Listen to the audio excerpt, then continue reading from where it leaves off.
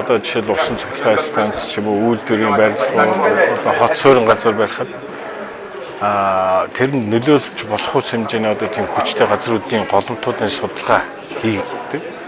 Энэгээр бид нар энэ одоо бүс нутагт ямар шиг хэмжээний газруудад болох нь тэр маань тухайн одоо тэр объектууд өөрөөр саяны ярьдаг тэр усан цахилгаан станц ямар шиг хэмжээгээр нөлөөлөх нь гэдгийг тооцоолж гаргаад тэгээ сүүлийн үеийн одоо технологи одоо энэ орчин үеийн хөгжилтөөр үндэслээд бид нар газруудаас хамгаалж байх асуудлуудыг бол нэлээд харьцангуй сайн шийддэг. Тэр үүднээс аваад үзэх юм бол усан цахилгаан станцуудыг бол зайлшгүй заавал тийм хүчтэй газрууд ярианд барих боломжгүй ч юм уу. Тиймэрхүү асуудлууд бол харьцангуй одоо шийдэж байгаа.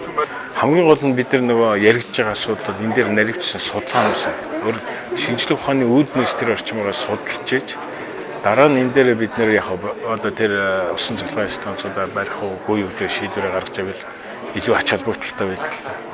Тэгээ сүүлийн үед одоо жишээ нэгийн голын усан цахилгаан станцын төслийн нэгжиж гэж байна. Энэ бүх хүмүүс маань энийг ойлгоод одоо бид нартай хамтарсан тийм судалгааны ажлуудыг бол хийж байгаа.